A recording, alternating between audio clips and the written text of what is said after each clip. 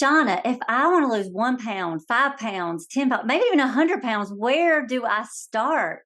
Well, Allie, it doesn't matter if you have 1, 5, 10, or 100 pounds to lose. You have to start with losing 1 pound. Obviously, 100 pounds is going to be more challenging. Luckily for us, we have our guest today, Amanda, who is in the 100 pound plus club, who's lost 100 pounds, sharing some insights with us. Welcome to the Girls Talk Healthy Aging podcast, where we dive deep into pressing health and fitness issues facing aging women. I'm Alli Kerr. And I'm Shawna Kaminski. And together we'll bring candid conversations, expert advice, and personal stories that will inspire and empower you on your own wellness journey. We have a special guest today, so I want to thank Amanda Harrell for joining us. And Amanda is a self-proclaimed member, maybe even the founder of our own little club, but the 100 Pound Plus Club. So Amanda, welcome to the Girls Talk Healthy Aging. And I'm going to let you tell us, because you coined this phrase, what in the world is the 100 Pound Plus Club? The 100 Pound Plus Club is the people that don't need to lose 20 pounds. That's not trying to build fat. That is actually morbidly, dangerously about to die, going to die of obesity club. It is the club that everybody, that when you go to the doctor, the first thing they do is put you on the scale and say, hey, you've got to talk about your weight. We got to talk about your weight. It's the club that people say, oh, if you just push your plate of food away, you'll lose some weight. It's the people that's just targeted 12 pounds in 12 days. It is the people that say, hey, we'll slow down, wait on you to go with us. It is, you look in the mirror, you don't need to know you're fat because you're there. It's hard to walk. It's painful to live life. Everything you think about is weight loss. You've tried every single thing out there. You have joined 100 gyms. You have seen 500 doctors. You have tried every supplement, every magic pill. You've tried everything to lose weight, and then you get disappointed. You lose 10 pounds and you gain 15. It's a different world. It's a different world when you have to lose more than 100. So this is people that have 100 pounds or more to lose. Is really how you find how we initially coined that term, the 100 Pound Plus Club. The 100 Pound Plus Club. It's not. It's the ones that are we're target marketed. We know we need to lose weight. We know that our blood pressure is high. We know that our cholesterol is through the roof. We know we have diabetes.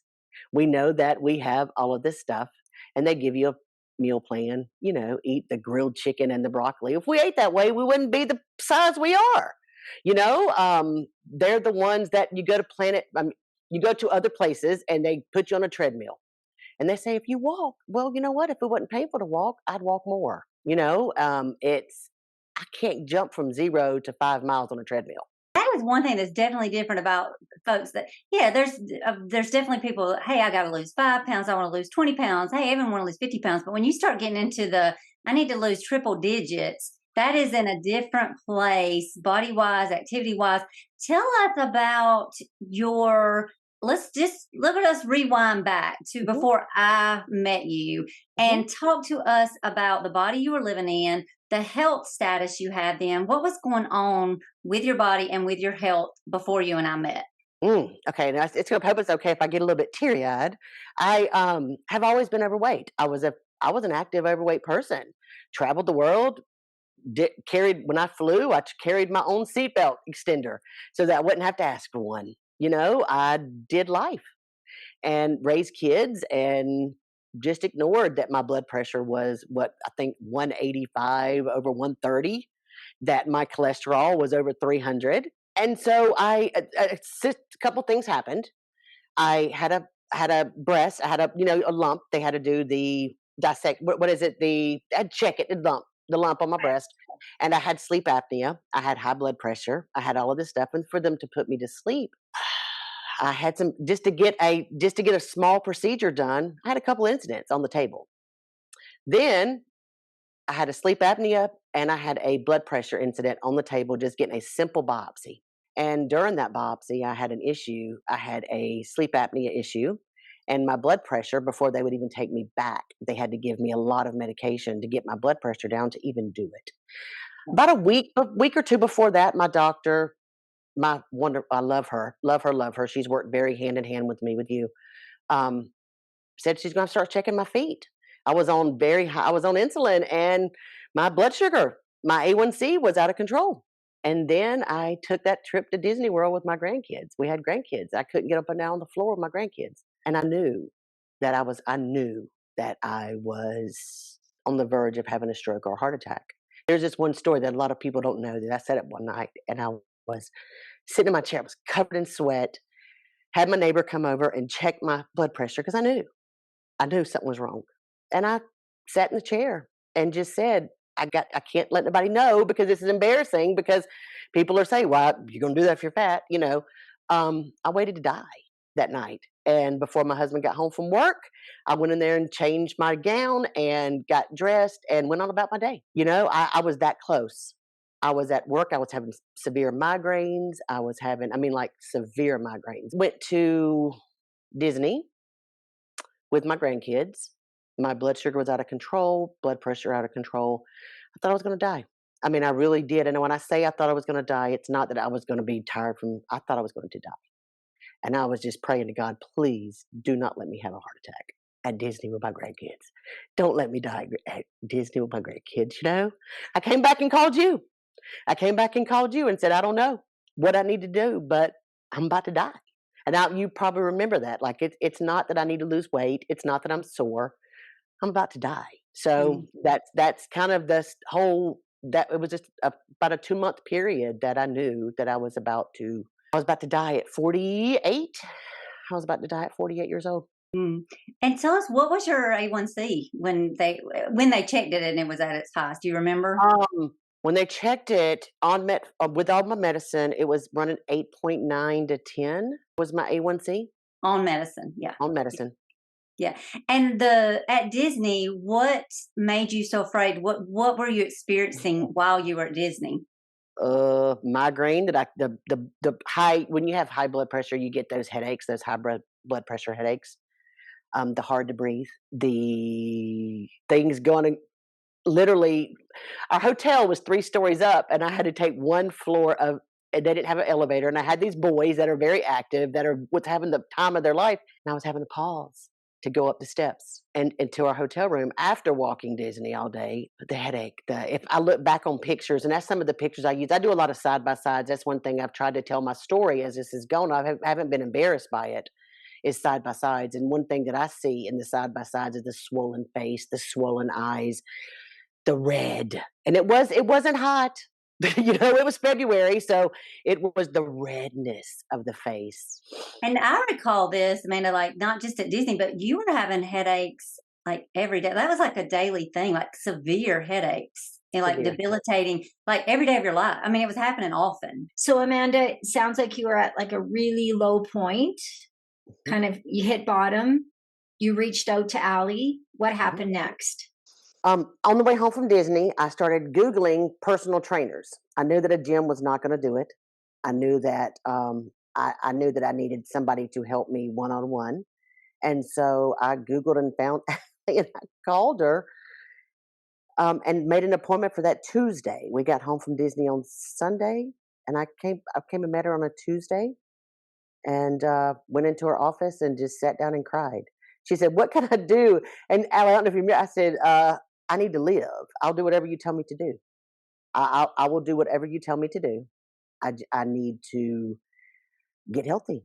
And so that's how it started. I literally Googled personal trainers, and I found one for Macon. So Amanda, it sounds like you were really at a low and you found Alli. What happened next? I set the appointment, talked to her secretary, went in, met Alli, this little cute little bubbly, this little pink, everything's pink in the studio, and sat down with her and said, I don't know I don't know what to do. Everything I've done wrong. Tell me what to do. I'll do what you tell me to do.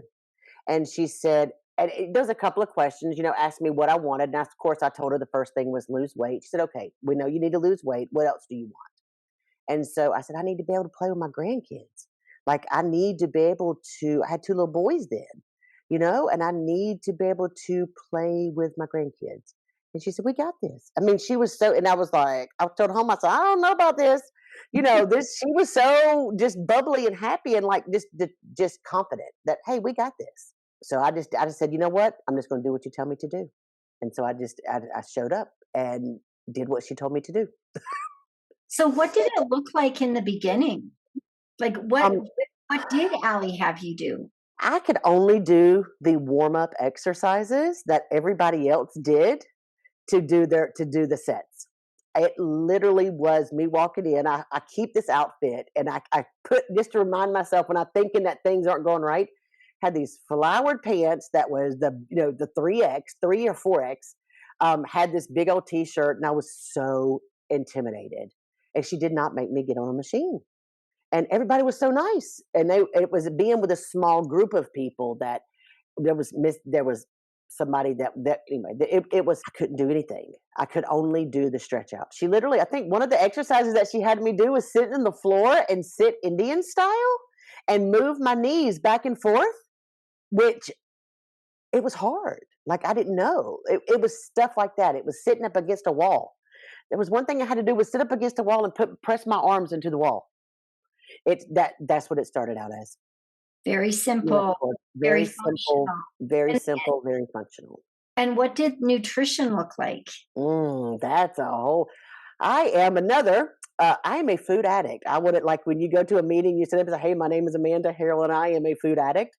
I ate to get. I didn't. I'm not on drugs. I ate to get drunk. I got the fullness. I ate and ate and ate and ate and ate until I got drunk. So we started logging my food, and of course, when you put it in my mouth, I had to log it, and so then I gave it to Allie, and I realized that I asked her what diet, and she said, "Don't. There's no diet right now. Let's just look at what you're eating." And then it was like, okay, you know what? I'm a diabetic, so we know bread is not good. We She looked at. I literally wrote down on a piece of paper and gave it to her every day. And I was like, what, how much weight did I lose? And she would say to me, how much less does your brain feel? And I'm like, what? I need to see the scale. And she's like, how does your brain feel today? And kept on walking away. So the food was horrible. I ate a lot of carbs, a lot of carbs. Now she taught me the protein, the carb, and veggies are free. And then from there, I got very, very simple with eating.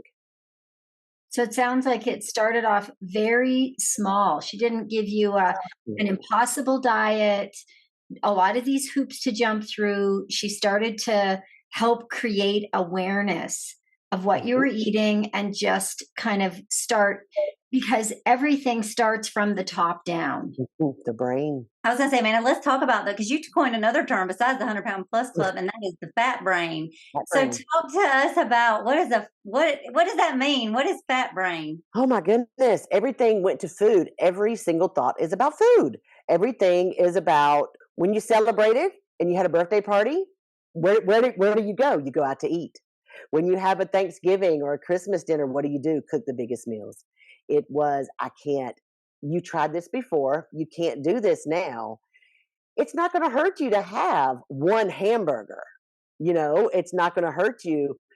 That pizza, it's okay to have a whole pizza today as long as you don't eat tomorrow. It is your brain tells you that it's okay when your body is telling you that it's not. And you survived. I mean, I was 48. I had survived on eating a bucket of chicken, eating a box of Cheez-Its, eating a whole pizza. Not a piece of pizza, but a whole pizza. You shared with me, Amanda, that you would even eat before going to an event. Yes. Yes, Tell us because about people, that. of course, because we all know when you got the 100 pound plus club at the table, everybody looks at what you eat, whether you mean to or not. It just happens. What are they eating? So I would go. I would eat before I went to a restaurant. I would eat before I went to an event. I would go through and grab a couple of double cheeseburgers before I went somewhere so that nobody was seeing what I eat. I would. Oh my gosh. At night I would sit there and I mean I literally just got my shame. There was no shame in my game. It was, I'm an eater. Like, I would take in for a snack for work when I used to work in the office overnight. a box of Cheez-Its, a family bag of the Smart, the Smart Right popcorn. And I mean, like, I'd go by churches and get an 8-piece or a 10-piece. I mean, it was, I mean, I would eat it all. So yes, the fat brain is telling you it doesn't matter that you're doing this because nothing's going to happen anyway. It Mhm. doesn't matter if nothing's going to work. Some people are made to be fat. So I'm big boned. Oh my goodness, the big bone. Do you know how many times I've been told I'm big boned? So how did you change your fat brain? What did that process Huh. look like? It still ain't changed. It's still here now. I have to purposely tell myself that is not true. I have to purposely tell myself that no, you cannot. I came in and purposely cleaned out things out of my pantry. I love to cook. So I came and met Allie, 3 weeks before everything got shut down with COVID. So I had to learn how to work out in Zoom. When I was not even a worker outer, I had to learn how to work out with no experience through Zoom. So I learned also how to cook. I learned, Allie's never asked about a calorie or any of that stuff. I just kind of said, okay, let's make this simple. If I cannot pick it and I cannot kill it, I cannot eat it. So let's figure this out. Let's figure out how I can cook the things that I love and still enjoy food. That was at the beginning because I loved food. And then it came from that to learning how to make things without the bread, without the butter, without things. Then I had to learn that it was okay to have salt. Remember, there was one time that I got dehydrated from drinking so much water because I took all the salt out of my diet. And who knew? Because, salt, they tell you salt is bad for your blood pressure. Well, I got dehydrated because wasn't having enough salt. Watching the Fix My Food, going through the diet plan, learning the science behind food, learning that there's a science behind getting your protein mixed in with your carb. That lowers your blood sugar. If your blood sugar is too high, eat some protein. If your blood sugar is too low, eat some fruit. Having fruit is not a bad thing. But fruit is a carb. Who knew? I never knew that fruit was a carb. So learning the science behind food a little bit at a time. So education really drove your Oh my compliance. gosh. Education drove the compliance. Seeing the blood sugar go down drove it. Seeing my blood pressure go down. Educating myself about food. Learning how to cook things that I like. Everybody, because again, you learn you can't eat seafood because it's high in cholesterol. Seafood is one of the leanest proteins out there. It's all the stuff that you put on it.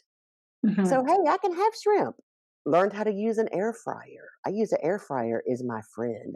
I cook everything in an air fryer. Just educating, looking up videos of how I like tacos. So how can I make a taco? How can I eat a taco if you can't kill it, you can't pick it. How do I do that? So just learning, checking my blood sugar 3 times a day, seeing what foods affected it. That's where Allie came in, having a trainer. People, having a trainer is so important because I did not know what I was doing, or I would not have been 100 pounds or plus overweight. Was not doing it right. Nothing I was doing was right. So having that accountability, saying, "Hey, look, my blood sugar went up today. Why do you think that happened?" Looking at the food log, saying, "Oh, you know what? This is what happened." Knowing that viruses, if you get sick, your blood sugar goes up. So having Allie or a coach was like having a mirror held Yeah. up to you so that you could have some reflection in terms of connecting the dots between what you're eating, what you're doing, and the results you're getting. Yes, very much so. Very much so. And learning that, but I have anxiety. Most of us in the 100-pound plus club, there's some stuff we did not choose to be that weight. We did not wake up one day and say, "Hey, I just feel like today I want to be morbidly obese." We didn't wake up and choose that. There's things that's happened in your life that makes you that just happens. And so I did brain dumps. Poor Allie's computer, like I would just do brain dumps and just get it all out of my brain, work out some things, the fat brain again, the things that tell you you're not good enough. There's so many things that comes with the fat brain that has nothing to do with the weight. It has nothing to do with your appearance. It has nothing to do with the weight on the scale. Again, it's from the top down. Yeah, It's top working down. out, it's working out what's going on in your head. And then the behavior change becomes so much easier. first from Yes. understanding the process of how that's going to happen and what food and exercise or lack of quality food or exercise are doing to you. And then Mhm. understanding yourself to know, oh, well, why am I eating, XYZ? Why am I making those choices? And then helping yourself make other choices. Wow, this is Absolutely. Absolutely. Like, okay, and I would even text Allie back in the beginning, my first two, even during different things. I mean, now sometimes I'll blow Allie's phone up, and say, why am I doing this? Why am I wanting a pizza? Why am I wanting a pizza? And then when I say, why, what is going on here? I'm stressed. Women, I'm gonna tell you, man, we're superheroes. We need to walk around with capes. We have so many things on our shoulders and we wear so many hats. And life happens, life happens. As I started losing weight, COVID happened. My job changed. My department got closed. I had two more grandbabies, you know. So okay, how do I do this when I travel? I love to travel. How do I travel and still eat right? How can I go out to eat and still eat, and still stick by the food? How do I not have to come back and reset that whole the fat brain tells you you're on vacation, you can do whatever you want to, you can eat whatever you want to. No, you can't, because your body ain't on vacation, your blood pressure, your heart's still working the same. You can eat right and still have fun. so. I mean, we are on a podcast. So just to clarify, you were in the 100 plus club, but Hmm. now you're in the 100 plus weight loss, if I understand Yes. correctly. Yes. So I think that's important to highlight because I'm not sure if we kind of mentioned that in the beginning. Hmm. So the you lost the weight. How is the weight maintenance? Is it the same? That's harder than losing the weight. Allie and I talked about this. When you are there are things that you do to your body when you're morbidly obese. So as I started losing the weight, I of course I lost. I think the last measurement that we did, I lost over 6 feet of skin, of inches, and I carried a lot of my weight in my stomach. So I have the apron. I have the skin apron. So when I look, that's the fat brain talking to me. Look at you. You don't look like them, even though I'm healthy, like in the Mhm. inside, the brain does not, there's things that we have to work around the stomach. I lost about 120, I think, somewhere around there. Then I had to have, because I lost all the weight and I was so overweight, my ribs are actually a little bit larger because I carried so much weight. And again, women issues, my whole uterine wall prolapsed, everything prolapsed. So I had to have prolapse surgery last year where they had to go in and lift every single thing from my ribs to my belly button up from the internal. So of course that made you lose a little bit of weight. That makes the weight on the scale. I hit a tree zip lining and messed up my neck and had to do some of that. So this my actual weight on the scale is going up and down, but my health, the weight on the scale don't matter anymore to me. It's what can I do? It's can I go hiking? And when I say I'm a hiker, I don't go like up. I don't hike straight up mountains and use rocks. I'm able to go walk the trails and enjoy nature.